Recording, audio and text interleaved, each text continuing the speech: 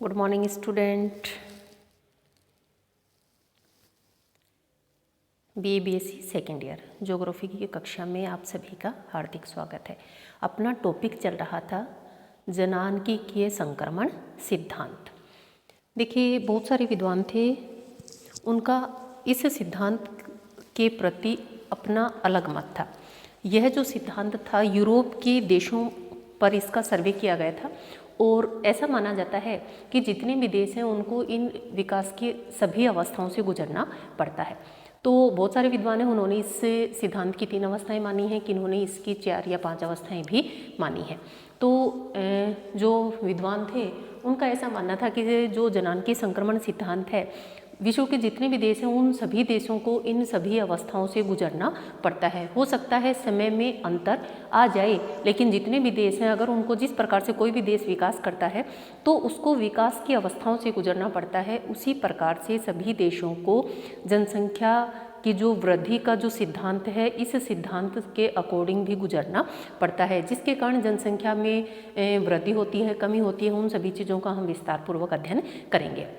देखिए क्या होती है, प्रथम अवस्था होती है, इसमें हमने 3 चीज़ों का प्रदर्शन किया है। नीचे समय है, इधर जन्म और मृत्यु दर प्रति 1000 में प्रदर्शित किया गया है। प्रथम अवस्था, द्वितीय अवस्था, तृतीय अवस्था और चतुर्थ अवस्था। इसमें हमने जन्म दर प्रदर्शित की है, इधर समय को प्रदर्शित किया गया है।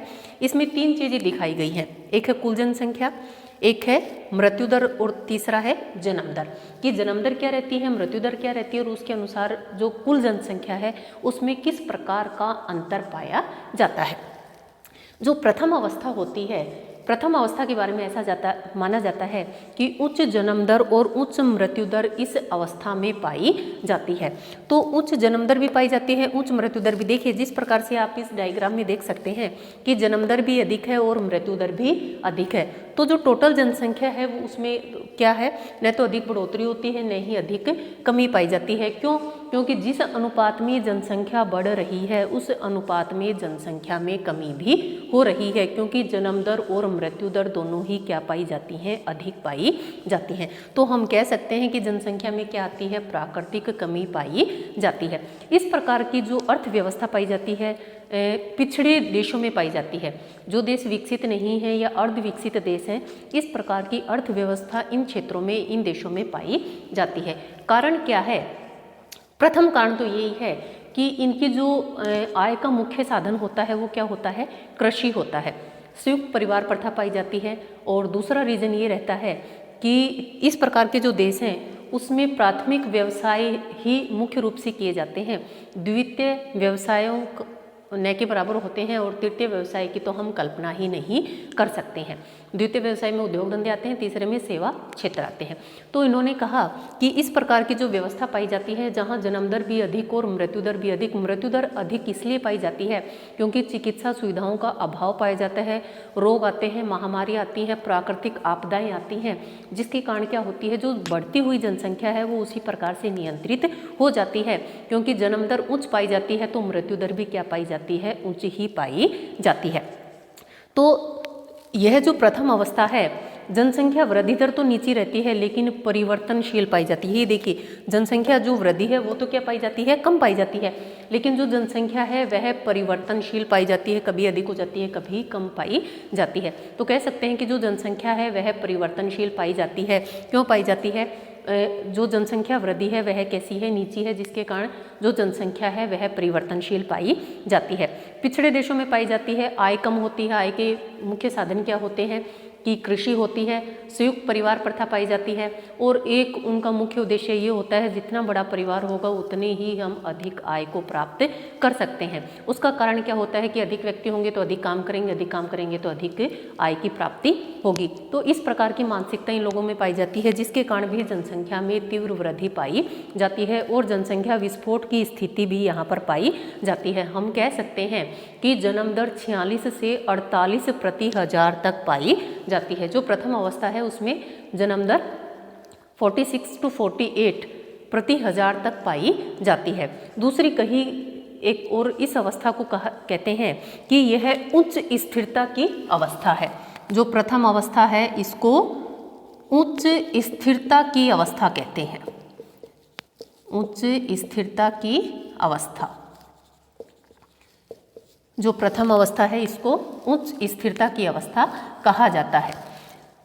कई बार छोटे क्वेश्चन में पूछ लिया जाता है कि उच्च स्थिरता की अवस्था कौन सी अवस्था को कहा जाता है, तो हम क्या कहेंगे कि प्रथम अवस्था को उच्च स्थिरता की अवस्था कहा जाता है। ये जो प्रथम अवस्था होती है, द्वितीय क्रियाओं का अभाव पाया जाता है, तृतीय क्रियाएं न के बराबर पाई जाती हैं, संयुक्त परिवार प्रथा पाई जाती है, बड़ा परिवार पाया जाता है और सभी जो परिवार होता है वह कृषि कार्य करता है। कह सकते हैं कि हम आय का एकमात्र साधन क्या होती है, खेती होती है। तो इस प्रकार की भावना पाई जाती है कि अधिक परिवार बड़ा होगा तो उसी अनुपात में आय के साधन भी बढ़ेंगे, तो बड़े परिवार को प्राथमिकता दी जाती है। और यही कारण है कि इसमें जन्म दर के साथ मृत्यु दर भी अधिक पाई जाती है, क्योंकि प्राकृतिक आपदाएं आती हैं, अकाल है, महामारी है, तो इसके कारण मृत्यु दर भी क्या पाई जाती है, अधिक पाई जाती है। तो ये जो विशेषता है यह प्रथम अवस्था की विशेषता पाई जाती है। नेक्स्ट बात करेंगे हम द्वितीय किसकी अवस्था की। देखिए, हमने प्रथम अवस्था में बात की, तो प्रथम अवस्था को हम कह सकते हैं कि उच्च उतार चढ़ाव की अवस्था। लेकिन सेकंड अवस्था की हम बात करते हैं। देखिए क्या होता है, बिल्कुल आपको डायग्राम इसी अकॉर्डिंग बनाना है। सेकंड अवस्था में क्या होता है, जो कुल जनसंख्या होती है उसमें बढ़ोतरी होती है, जन्म दर उसी अनुपात में चलता है, लेकिन मृत्यु दर में क्या पाई जाती है, कमी पाई जाती है। अब इस प्रकार की जो अवस्था पाई जाती है वो क्या होता है, जैसे ही चिकित्सा सुविधाओं का विस्तार हो जाता है, मृत्यु दर में क्या पाई जाती है, कमी पाई जाती है, लेकिन जन्म दर में कमी नहीं पाई जाती है। जो जन्म दर होता है उसी अनुपात में बढ़ती है, लेकिन मृत्यु दर में कमी होने की वजह से जो कुल जनसंख्या है उसमें क्या पाई जाती है, बढ़ोतरी पाई जाती है। तो हम कह सकते हैं कि जो द्वितीय अवस्था होती है उसमें चिकित्सा सुविधाओं का विस्तार कर लेने से, शिक्षा का विकास कर लेने से, क्योंकि कुछ मात्रा में द्वितीय व्यवसाय वहाँ पर प्रारंभ हो जाते हैं, क्योंकि प्रथम अवस्था से जैसे ही निकलते हैं तो प्राथमिक व्यवसाय, प्रथम अवस्था में प्राथमिक व्यवसाय, लेकिन जैसे ही द्वितीय अवस्था आती है, द्वितीय अवस्था में द्वितीय कार्यों में संलग्न हो जाते हैं, और जिस प्रकार से देश का विकास बढ़ता जाता है उसी प्रकार से जो जनसंख्या होती है हमारी जागरूक होती है, शिक्षा का प्रसार होता है, चिकित्सा का प्रसार होता है। चिकित्सा का प्रसार होने से जो प्राकृतिक आपदाएं आती थी, महामारी बीमारी आती थी, उन पर क्या पार लेते हैं, विजय प्राप्त कर लेते हैं, या कह सकते हैं कि चिकित्सा सुविधाओं का विस्तार कर लेने से मृत्यु दर में क्या आ जाती है, कमी आ जाती है। मृत्यु दर में जैसे ही कमी आएगी, जन्म दर उसी अनुपात में बढ़ रही है, लेकिन मृत्यु दर में कमी आएगी तो जो हमारी कुल जनसंख्या है वो क्या होगी, बढ़ जाएगी। क्यों बढ़ जाएगी, क्योंकि जन्म दर तो उसी अनुपात में है, लेकिन हमने मृत्यु दर को क्या कर लिया, नियंत्रित कर लिया, या हम कह सकते हैं हमने मृत्यु दर में कमी कर ली। जैसे ही मृत्यु दर में कमी करेंगे, जो कुल जनसंख्या है वो क्या हो जाएगी, बढ़ जाएगी। अब बात आती है, तो जो द्वितीय अवस्था है जनसंख्या में प्राकृतिक वृद्धि देखी जाती है। क्यों देखी जाती है, देखिए जो कुल जनसंख्या है उसमें क्या हो रही है, बढ़ोतरी हो रही है, तो हम उसको क्या कह सकते हैं कि जनसंख्या में जो द्वितीय अवस्था है उसमें कुल जनसंख्या में प्राकृतिक वृद्धि पाई जाती है। क्यों पाई जाती है, क्योंकि जन्म दर तो उसी अनुपात में बढ़ता है, लेकिन मृत्यु दर में क्या हो जाती है, कमी हो जाती है, जिसके कारण कुल जो जनसंख्या होती है उसमें प्राकृतिक वृद्धि पाई जाती है। दूसरी कहते हैं कि जो द्वितीय अवस्था होती है, प्रथम अवस्था में तो देखिए क्या होता था, सिर्फ कृषि थी, लेकिन जैसे ही द्वितीय जो अवस्था आई उसमें क्या हुआ, उद्योग, परिवहन, शहरीकरण की प्रक्रिया चालू हुई, शहरीकरण से औद्योगिकरण हुआ, और कह सकते हैं नगरीयकरण की प्रवृत्ति हुई, जिसके कारण क्या हुआ, जो हमारे प्राथमिक व्यवसाय थे उनकी जगह कौन सा व्यवसाय आ गया, द्वितीय और तृतीय व्यवसाय आ गया, जिसके कारण शिक्षा का विकास हुआ, जागरूकता बढ़ी, और जिसके कारण क्या हुआ, जनसंख्या तो उसी अनुपात में, हमने जन्म दर पर इतना ध्यान नहीं दिया इसलिए जनसंख्या तो उसी अनुपात में बढ़ती गई, लेकिन हमने मृत्यु दर को क्या कर लिया, इसमें नियंत्रित कर लिया। अब बात आती है कि जन्म दर में धीमी गिरावट हुई, लेकिन मृत्यु दर की अगर हम बात करें, मृत्यु दर में कमी आ गई, और कह सकते हैं कि जनसंख्या विस्फोट की स्थिति बन गई। किस प्रकार की स्थिति बन गई, जनसंख्या विस्फोट की स्थिति बन गई, और जो द्वितीय अवस्था है उसको हम किस नाम से जानते हैं, जनसंख्या विस्फोट का चरण। किस नाम से, जनसंख्या विस्फोट का चरण। अब पूछा जाए कि जनसंख्या विस्फोट का चरण कौन सी अवस्था में आता है, तो हम कहेंगे द्वितीय अवस्था में आता है जनसंख्या विस्फोट का चरण। क्यों आता है, क्योंकि इसमें सबसे अधिक प्राकृतिक वृद्धि होती है। कारण क्या होता है, जन्म दर धीमी गति से गिरावट आती है, लेकिन मृत्यु दर में तीव्र गति से गिरावट आने के कारण जो कुल जनसंख्या होती है उसमें बढ़ोतरी हो जाती है, और जनसंख्या की सबसे अधिक बढ़ोतरी द्वितीय अवस्था में ही पाई जाती है, जिसको हम बोलते हैं जनसंख्या विस्फोट की विस्फोट का चरण या जनसंख्या विस्फोट की अवस्था। इस अवस्था में जनसंख्या में अत्यधिक वृद्धि होती है, जिसके कारण इसको जनसंख्या विस्फोट का चरण कहा जाता है। देखिए क्या है, द्वितीय अवस्था काफ़ी महत्वपूर्ण मानी गई है और जितने भी विश्व के देश हैं उनको सभी को इस अवस्था से गुजरना पड़ता है। क्यों? क्योंकि कोई भी देश जब अपना विकास करेगा तो उसको विकास की इन सभी अवस्थाओं के साथ जनसंख्या की अवस्थाओं से भी गुजरना पड़ेगा, जनसंख्या की अवस्थाओं से भी उसको गुजरना पड़ेगा। तो इन्होंने कहा कि इसकी 3 उप अवस्थाएं बताई, जो द्वितीय अवस्था है उसकी 3 उप अवस्थाएं बताई हैं। प्रथम है प्रारंभिक संक्रमण काल। जो प्रथम अवस्था है वो है प्रारंभिक संक्रमण काल, सेकंड और थर्ड तीनों नाम डाल देती हूँ पहले। दूसरा है मध्य संक्रमण काल, मध्य संक्रमण काल। और जो तीसरे की अगर हम बात करें, तीसरा है विलंबित संक्रमण काल, विलंबित संक्रमण काल।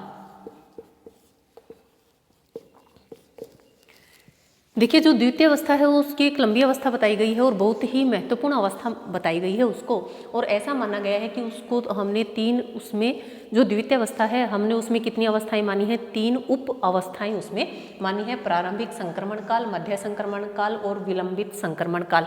विलंब मतलब लेट वाला, देरी से, विलंबित संक्रमण काल। जो प्रथम है प्रारंभिक संक्रमण काल, इसमें क्या होता है कि प्रारंभ में मृत्यु दर में गिरावट आती है और संक्रामक रोग और बीमारियों को नियंत्रित कर लिया जाता है। जो प्रारंभिक संक्रमण काल है इसमें सबसे प्रथम अवस्था कौन सी आती है कि देखिए मृत्यु दर में क्या कर ली जाती है, कमी कर ली जाती है। जितने भी महामारियां बीमारियां आती हैं उनको नियंत्रित कर लिया गया, और जिसके कारण इस प्रकार की जो अवस्था है उसको क्या नाम दिया गया, प्रारंभिक संक्रमण काल। द्वितीय अवस्था जो बात है जन्म दर, इसमें कहते हैं कि मृत्यु दर में गिरावट लगातार होती है लेकिन जन्म दर में कमी प्रारंभ होती है और फिर दोनों में भारी अंतर पाया जाता है। देखिए जन्म दर और मृत्यु दर दोनों में भारी अंतर पाया जाता है। क्यों?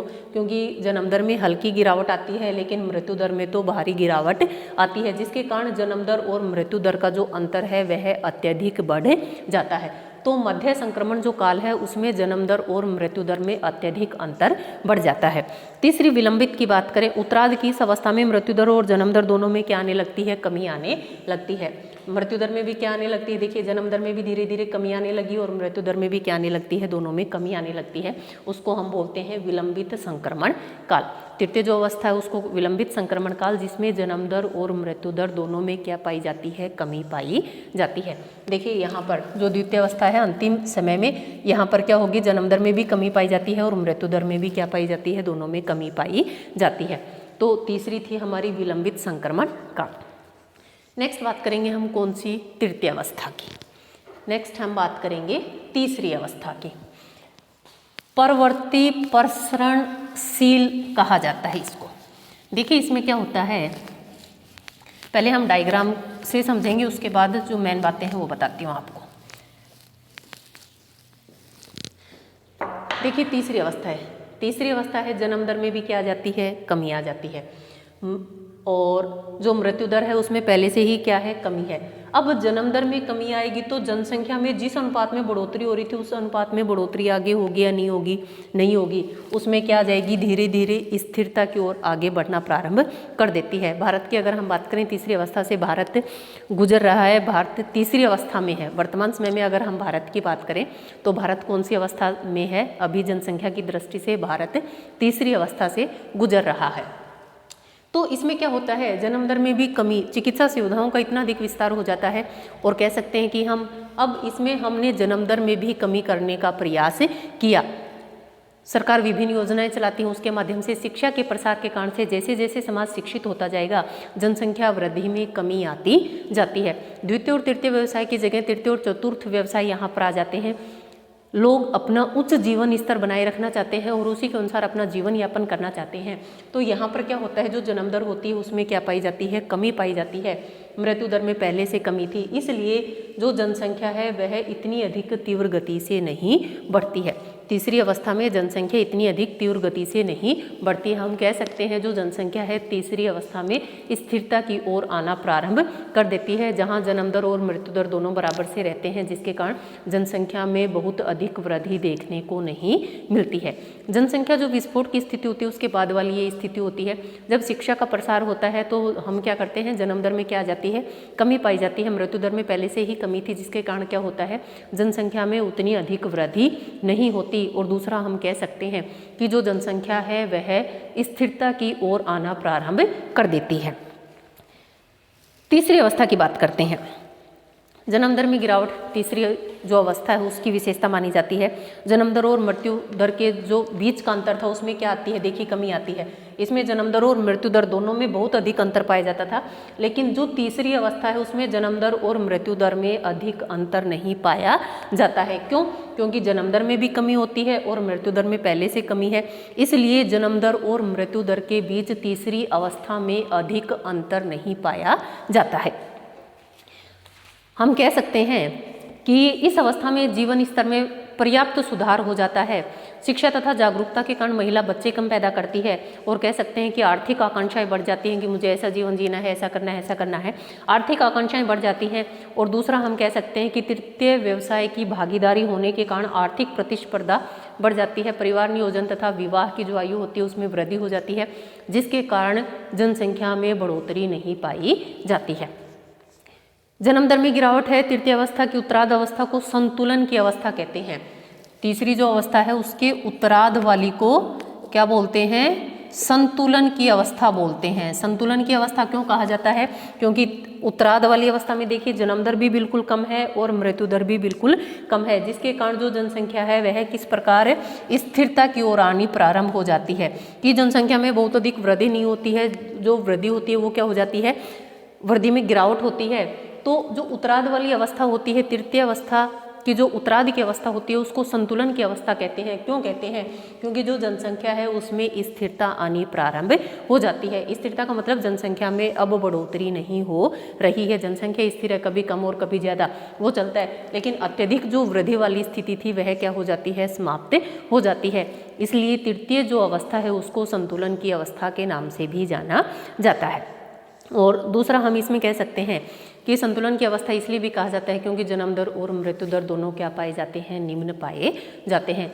जन्म दर में भी वृद्धि नहीं होती है और मृत्यु दर में भी वृद्धि नहीं होती है, जिसके कारण जनसंख्या क्या पाई जाती है, कम पाई जाती है। तो हम इसको बोल सकते हैं कि निम्न स्थिरता की अवस्था, निम्न स्थिरता की अवस्था। ये जो तीसरी अवस्था है इसको किस नाम से जानते हैं, निम्न स्थिरता की अवस्था। और आगे बात करें कि थॉमसन और नोटेस्टन महोदय थे, इन्होंने 3 अवस्थाएं बताई थी। कार्ल मार्क्स थे, उन्होंने इस जनांकीय संक्रमण सिद्धांत की 4 अवस्थाएं बताई थी। तो अलग अलग विद्वानों के अलग अलग मत थे। किसी ने इसके बारे में 5 अवस्थाओं का भी वर्णन किया था कि 5वीं अवस्था जो होती है उसके बारे में भी हम बात करेंगे। जो 5वीं अवस्था होती है उसमें जो जनसंख्या वृद्धि की बजाय ऋणात्मक होना प्रारंभ हो जाती है। और बहुत सारे वर्तमान समय में भी बहुत सारे ऐसे देश हैं जो इन अवस्थाओं से गुजर रहे हैं। नेक्स्ट बात करेंगे हम चतुर्थ अवस्था की। ये हमने बात करी थी तीसरी अवस्था की, और नेक्स्ट हम बात करेंगे कौन सी अवस्था की, चतुर्थ अवस्था की। ये आपको डायग्राम आना चाहिए अच्छे से, उसके बाद आप इसको पूरे को अच्छे से एक्सप्लेन कर सकते हैं। आपको कहीं भी कुछ भी रट्टा मारने की आवश्यकता नहीं रहेगी। आपको पता होना चाहिए प्रथम अवस्था क्या है, द्वितीय, तृतीय और चतुर्थ अवस्था। उसके अकॉर्डिंग आप इसको पूरे को एक्सप्लेन कर सकते हो, पूरे को डिफाइन कर सकते हो। और देखिए अब हम बात करते हैं चौथी अवस्था की। निम्न उतार चढ़ाव की अवस्था कहते हैं। चौथी अवस्था है उसको निम्न उतार चढ़ाव की अवस्था इसलिए कहते हैं क्योंकि जनसंख्या जो वृद्धि है, जनसंख्या जो कुल जनसंख्या है उसमें अधिक उतार चढ़ाव नहीं आते हैं। तो हम क्या कहेंगे, निम्न उतार चढ़ाव की अवस्था। कि इस अवस्था में जो चौथी अवस्था है उसमें निम्न उतार चढ़ाव की अवस्था इसलिए कहते हैं क्योंकि कुल जनसंख्या में बहुत अधिक उतार चढ़ाव नहीं आते हैं। जन्म दर भी क्या है, अत्यधिक कम। मृत्यु दर भी क्या है, अत्यधिक कम। जिसके कारण जो कुल जनसंख्या पाई जाती है वो किस प्रकार की पाई जाती है, निम्न उतार चढ़ाव वाली अवस्था पाई जाती है। इस अवस्था में देखिए क्या होता है, जो हमारी चौथी अवस्था है इस अवस्था में जन्म दर देखिए कभी घट जाती है कभी बढ़ जाती है, उसी अनुपात में जो हमारी कुल जनसंख्या है उसमें भी थोड़ा बहुत कम और कमी या बढ़ोतरी देखी जाती है। मृत्यु दर हमने क्या कर दी, बिल्कुल स्थिर कर दी। मृत्यु दर क्या कर दी, निम्नतम मृत्यु दर है, लेकिन जो जन्म दर है कभी थोड़ी सी बढ़ जाती है कभी थोड़ी सी घट जाती है। देखिए यहाँ जन्म दर आप देख सकते हैं, तो जन्म दर में थोड़ी बहुत कमी बढ़ोतरी होती है, तो उसी अनुसार जो हमारी कुल जनसंख्या है उसमें भी थोड़ा बहुत उतार चढ़ाव देखने को मिलता है, इसलिए हम इसको बोलते हैं निम्न उतार चढ़ाव की अवस्था। निम्न मृत्यु दर है, निम्न जन्म दर है, घटकर जो जनसंख्या है स्थिरता की ओर आ जाती है। निम्न स्थिरता की अवस्था अंतिम चक्र भी कहते हैं। अंतिम चक्र हम इसको इसलिए कहते हैं क्योंकि इसके बाद हमारी कोई भी अवस्थाएं नहीं है। जितने भी देश हैं लास्ट में इस अवस्था को क्या कर लेते हैं, प्राप्त कर लेते हैं, और उसकी जितनी भी जनसंख्या होती है वो किस प्रकार की पाई जाती है, जनसंख्या स्थिर पाई जाती है। इस जो जनसंख्या होती है या यह जो अवस्था होती है इसमें क्या होता है, अधिक जन्म दर अधिक नहीं पाई जाती है, न कि बराबर पाई जाती है, इतनी ही जन्म दर पाई जाती है। और दूसरा है जन्म दर में बहुत अधिक बढ़ोतरी देखने को नहीं मिलती है, जिसके कारण जनसंख्या न तो बढ़ती है और न ही घटती है। हम कह सकते हैं कि जनसंख्या पुनर्स्थापित हो जाती है। अधिकांश जो यूरोप के देश हैं वो इस अवस्था से गुजर रहे हैं। अधिकांश यूरोप के देश हैं वो इस अवस्था से गुजर रहे हैं। क्या कारण है, क्योंकि न तो जन्म दर में बढ़ोतरी हो रही है और न ही मृत्यु दर में बढ़ोतरी हो रही है, जिसके कारण जो जनसंख्या है वह बिल्कुल क्या पाई जाती है, स्थिर पाई जाती है, जिसमें बहुत अधिक उतार चढ़ाव देखने को नहीं मिलते हैं। हम दो हमारे एक, मतलब एक के साथ एक, मतलब इस प्रकार की स्थिति पाई जाती है कि जनसंख्या में बढ़ोतरी देखने को नहीं मिलती है। तो इसलिए हमने नाम क्या दिया, निम्न स्थिरता की अंतिम अवस्था। नेक्स्ट बात करते हैं, विश्व के सभी देश हैं, जितने भी देश हैं उनको जनसंख्या संक्रमण की तीनों अवस्थाओं से गुजरना होगा। विश्व के जितने भी देश हैं अगर उनको अपना आर्थिक विकास करना है तो आपको पता है जो भी देश है विकसित नहीं है तो प्रथम अवस्था से गुजरेगा, जैसे जैसे अपना विकास करेगा द्वितीय अवस्था से गुजरेगा, फिर तृतीय अवस्था से गुजरेगा। तो उन्होंने यही कहा है कि विश्व के जितने भी देश हैं उनको इन सभी तीनों अवस्थाओं से गुजरना पड़ेगा। किसी भी देश को अगर अपना विकास करना है तो उसको इन सभी अवस्थाओं से गुजरना पड़ेगा। पारंपरिक समाज से लेकर आधुनिक समाज में परिवर्तन के परिणाम स्वरूप होता है। विश्व के जितने भी देश हैं उन सभी देशों पर इस सिद्धांत को लागू किया जा सकता है। क्यों किया जा सकता है, क्योंकि विकास की जो प्रक्रिया होती है उसका जनसंख्या से सीधा संबंध पाया जाता है कि जैसे जिस अनुपात में जनसंख्या बढ़ती है उसी अनुपात में उस क्षेत्र का विकास को भी वह प्रभावित करती है। तो हम कह सकते हैं कि संक्रमण विकास की प्रक्रिया से सीधा जुड़ा हुआ है। विश्व के जितने भी विकसित देश हैं जनसंख्या संक्रमण की अंतिम अवस्था से गुजर रहे हैं, लेकिन अगर अर्ध विकसित देशों की बात करें, जो विकसित देश हैं वहाँ निम्न जन्म दर और निम्न मृत्यु दर पाई जाती है, और कह सकते हैं कि जो जनसंख्या संक्रमण जो सिद्धांत है इसकी अंतिम अवस्था से वो सभी देश गुजर रहे हैं। लेकिन जो देश अर्ध विकसित हैं, विकासशील हैं, जो अपना पूर्ण रूप से विकास नहीं कर पाए हैं या विकासशील हैं, प्रगति की ओर बढ़ रहे हैं, तो या तो वो द्वितीय अवस्था में प्रवेश किए हैं या उन्होंने वो तृतीय अवस्था में प्रवेश किया है। द्वितीय अवस्था की बात करें तो अमेरिका और लैटिन अमेरिका के जितने भी देश हैं वो कौन सी अवस्था से गुजर रहे हैं, द्वितीय अवस्था के मध्य में हैं। वो लैटिन अमेरिका के जितने भी देश हैं वो क्या हैं, द्वितीय अवस्था के मध्य में हैं, जिसके कारण कह सकते हैं कि हम कि तीसरी दुनिया के जो देश हैं उनमें भी तीव्र जनसंख्या वृद्धि के कारण क्या पाई जाती है, तीव्र जनसंख्या वृद्धि का सामना करना पड़ रहा है उनको, या हम कह सकते हैं कि जनसंख्या विस्फोट की स्थिति पाई जाती है। यह जो स्थिति है गंभीर चिंता का विषय बनी हुई है। क्यों? क्योंकि जनसंख्या में तो बढ़ोतरी हो रही है लेकिन उस अनुपात में संसाधनों में बढ़ोतरी नहीं, उन देशों में संसाधनों में बढ़ोतरी नहीं पाई जाती है, क्योंकि विश्व की जो 3/4 जनसंख्या है वह 3/4 से अधिक जो जनसंख्या है तीसरी दुनिया के देशों में शामिल हैं, या हम कह सकते हैं कि ऐसे देशों में शामिल हैं जो अभी विकासशील हैं या अर्ध विकसित हैं, या ऐसे देश हैं जो अभी प्रथम अवस्था या द्वितीय अवस्था से गुजर रहे हैं, जिन देशों ने अपना विकास नहीं किया है। इसका तात्पर्य यह है कि भविष्य में कम से कम कुछ वर्षों तक तो विश्व की जो जनसंख्या है उसमें तेज़ी से बढ़ोतरी होगी, क्योंकि हम कह सकते हैं कि 3/4 जो जनसंख्या है अभी तीसरी दुनिया के देशों में शामिल है। ऐसे देशों में जो अभी अपना विकास कर रहे हैं उनका विकास नहीं हुआ है, प्रथम या द्वितीय अवस्था से गुजर रहे हैं। लैटिन अमेरिका के बहुत से देश हैं, अफ्रीका के बहुत से देश हैं जो अभी द्वितीय अवस्था में प्रवेश कर चुके हैं या द्वितीय अवस्था में हैं। तो द्वितीय अवस्था वाले देशों में जनसंख्या जो विस्फोट वाली स्थिति है, जो जनसंख्या जो वृद्धि है वह एक समस्या बनी हुई है, क्योंकि अत्यधिक जनसंख्या वृद्धि होने से उनकी सभी की आवश्यकताओं की मूलभूत आवश्यकताओं की पूर्ति करना संभव नहीं है, जिसके कारण बेरोजगारी, निर्धनता, बहुत सारी समस्याओं का सामना करना पड़ रहा है। तो अत्यधिक जनसंख्या वृद्धि होगी तो जिसके कारण विश्व को बहुत सारी समस्याओं का सामना करना पड़ेगा। तो इन्होंने यही कहा है कि अभी तो कुछ वर्षों तक इसी प्रकार की स्थिति रहेगी कि विश्व की जो जनसंख्या है उसमें तीव्र गति से वृद्धि पाई जाएगी। हो सकता है उसके बाद जैसे ही वो द्वितीय अवस्था से तृतीय अवस्था में प्रवेश करे, जन्म दर में क्या पाई जाएगी, कमी पाई जाएगी। तो जनसंख्या वृद्धि में भी क्या हो जाए, धीरे धीरे कमी पाई जा सकती है। लेकिन वर्तमान की जो समस्या है, वर्तमान की जो स्थिति है वो इसी प्रकार की है और इस प्रकार की स्थिति कई वर्षों तक विश्व में बनी रहेगी, क्योंकि 3/4 जो जनसंख्या है वो किस प्रकार की है, इन अर्धविकसित तथा विकासशील देशों में पाई जाती है, जिसके कारण जनसंख्या विस्फोट वाली स्थिति या अत्यधिक जनसंख्या वृद्धि इन देशों में पाई जाती है। अब बात करी हमने जनसंख्या संक्रमण सिद्धांत की, और इसमें हम बात करेंगे किसकी, आलोचना की। बात किसकी करेंगे, आलोचना की। देखिए क्या हुआ, फर्स्ट बात तो ये आती है, उन्होंने अवस्थाओं का वर्णन कर दिया, जन्म दर मृत्यु दर का भी वर्णन कर दिया, लेकिन समय को प्रदर्शित नहीं किया कि कौन सी अवस्था में हमें कितना समय लगेगा किसी भी देश को विकास करने में। देखिए क्या होता है, जिस देश का जितना अधिक विकास होता है वो उतनी ही कम समय में उस अवस्था को पार कर लेता है, लेकिन किसी देश को विकास करने में अधिक समय लगता है तो जो जनसंख्या की जो अवस्था है उसको भी अधिक समय लगेगा। तो ऐसा कुछ भी निश्चित नहीं किया गया कि एक अवस्था से गुजरने में किसी देश को कितने समय लगेंगे। एक सीधी सी बात ये आती है कि जो देश अपना जितना अधिक जल्दी विकास करेगा उतनी ही तीव्र गति से जो जनसंख्या की अवस्थाएं हैं वो परिवर्तित हो जाएंगी।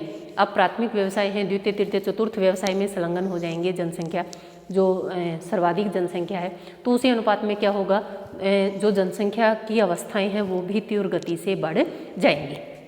द्वितीय अवस्था को सबसे महत्वपूर्ण माना गया है। क्यों माना गया है, क्योंकि जो द्वितीय अवस्था है उसमें जन्म दर और मृत्यु दर में सर्वाधिक अंतर पाया जाता है, और यह जो अवस्था है यह सबसे अधिक लंबा समय लगाती है। क्यों लगाती है, क्योंकि प्राथमिक से जो उद्योगों की स्थापना तक तो सही रहता है, लेकिन द्वितीय से तृतीय अवस्था में जो प्रवेश करते हैं उसमें अत्यधिक समय लगता है, या कह सकते हैं कि हम सबसे अधिक समय उस अवस्था में लगता है। तो उन्होंने सभी अवस्थाएं हैं, जितनी भी अवस्थाएं हैं उन सभी के लिए समय का वर्णन नहीं किया गया कि किस देश में कितना समय लगेगा इन अवस्थाओं से गुजरने के लिए। प्रथम बात करते हैं कि प्रथम अवस्था में जन्म का ऊंचा होना ठीक है, लेकिन अनेक बार प्राकृतिक जो आपदाएं होती हैं उसके कारण क्या हो जाते हैं, बदलाव पाए जाते हैं, मृत्यु दर में बदलाव रहता है, जिसके कारण स्थिरता निश्चित नहीं है। हमने प्रथम की बात करी कि जन्म दर क्या पाई जाती है, अधिक पाई जाती है, लेकिन प्राकृतिक आपदाएं आई जिसके कारण क्या हो गया, मृत्यु दर भी अधिक होगी, और जो कुल जनसंख्या है वह उसमें स्थिरता पाई जाती है। लेकिन किसी साल या किसी वर्ष या 2-5 वर्ष अगर कोई प्राकृतिक आपदा नहीं आएगी तो जनसंख्या में बढ़ोतरी होगी या नहीं होगी। तो इसमें जो जनसंख्या स्थिरता की अवस्था है, ऐसा जरूरी नहीं है कि वह जनसंख्या की स्थिरता हमें प्राप्त हो। सेकंड बात करते हैं, इस सिद्धांत में विभिन्न अवस्थाओं की समयावधि निश्चित नहीं की गई कि कौन सी अवस्था में कितना समय लगेगा। थर्ड हम बात करते हैं कि आर्थिक विकास के चरणों तथा जनानकीय चरणों में कोई भी संबंध स्थापित नहीं किया कि जनसंख्या और आर्थिक विकास उन दोनों के मध्य किसी भी प्रकार का संबंध स्थापित नहीं किया गया है। नेक्स्ट हम बात करते हैं, अधिकांश जो विद्वान हैं इसके कितने चरण मानते हैं, 3 चरण मानते हैं, लेकिन कुछ विद्वान ऐसे हैं जो चतुर्थ और 5वीं अवस्था में भी मतभेद मानते हैं। कुछ का है कि बस 4 अवस्थाएं पाई जाती हैं, कुछ ऐसे विद्वान हैं जिन्होंने इसकी 5 अवस्थाओं का भी वर्णन किया है। और लास्ट अगर हम बात करें कि क्या प्रत्येक देश की सभी अवस्थाओं से गुजरना अनिवार्य है, यदि हाँ तो गति और समय कितना लगेगा, इस बात का भी उन्होंने कहीं वर्णन नहीं किया गया। तो कोई भी देश है अगर उनको इन सभी अवस्थाओं से गुजरना पड़ेगा तो उस देश को इन सभी अवस्थाओं से गुजरने में कितना समय लगेगा, इन सभी चीज़ों का उन्होंने वर्णन नहीं किया गया। ये थी सिद्धांत की कुछ कमियां। अब हम बात करते हैं जो पांचवी अवस्था की बात की गई, वो पांचवी अवस्था क्या है। संक्रमण की पांचवी अवस्था की कल्पना की गई है। इसमें क्या होता है, जन्म दर और मृत्यु दर में कमी होती है और जनसंख्या क्या होती है, धीरे धीरे घटनी प्रारंभ हो जाती है। वर्तमान समय में यूरोप के जो 6 देश हैं वो इस प्रकार की, उन देशों में क्या होती है, जनसंख्या घट रही है। ये देश हैं क्रोएशिया, एस्टोनिया, हंगरी, रूस, स्लोवानिया और यूक्रेन। यूरोप के 6 देश हैं जहां जनसंख्या स्थिरता नहीं बल्कि वर्तमान समय की अपेक्षा जनसंख्या घट रही है। कौन कौन से देश हैं, एक बार नाम वापस रिपीट कर रही हूँ। यूरोप के 6 देश हैं क्रोएशिया, एस्टोनी, हंगरी, रूस, स्लोवानिया और यूक्रेन। ये ऐसे देश हैं जहां जनसंख्या ऋणात्मक में जा रही है। इसके अतिरिक्त चेक गणराज्य की बात करें, यूनान, नॉर्वे, स्वीडन, जन्म दर और मृत्यु दर समान होने से इन देशों में जो जनसंख्या है वह स्थिर पाई जाती है। न तो इन देशों में जनसंख्या घट रही है और न ही इन देशों में जनसंख्या बढ़ रही है। देश कौन कौन से एक बार वापस बता देती हूँ। चेक गणतंत्र, यूनान, नॉर्वे, स्वीडन, इन देशों में जन्म दर और मृत्यु दर दोनों क्या हैं, दोनों में कमी पाई जाती है। तो इन देशों में न तो जनसंख्या बढ़ रही है और न जनसंख्या घट रही है। कह सकते हैं जनसंख्या स्थिरता की ओर विद्यमान है या जनसंख्या स्थिर पाई जाती है। तो ये था हमारा जनांकीय संक्रमण सिद्धांत जिसकी हमने बात की। एग्जाम की दृष्टि से भी महत्वपूर्ण है, हर साल आ ही जाता है मोस्टली, तो आप इसको अच्छे से पढ़ेंगे। और आज के हमारे क्वेश्चन हैं कि पांचवी अवस्था के बारे में बताएंगे। यूरोप के उन 6 देशों के नाम बताएंगे जहां जनसंख्या घट रही है, ठीक है, और 2 ऐसे देशों के नाम बताएंगे जहां जनसंख्या स्थिर है। नेक्स्ट क्वेश्चन, द्वितीय अवस्था की हमने बात की थी, उसमें कितनी उप अवस्थाएं पाई जाती हैं। द्वितीय अवस्था में कितनी उप अवस्थाएं पाई जाती हैं। और लास्ट क्वेश्चन, संयुक्त परिवार प्रथा कौन सी अवस्था में पाई जाती है। इन सभी क्वेश्चनों के आप मुझे कमेंट करके आंसर दें। और टेक केयर, घर रहें, सेफ रहें, स्टडी करें, स्वस्थ रहें। आज के लिए इतना ही, धन्यवाद।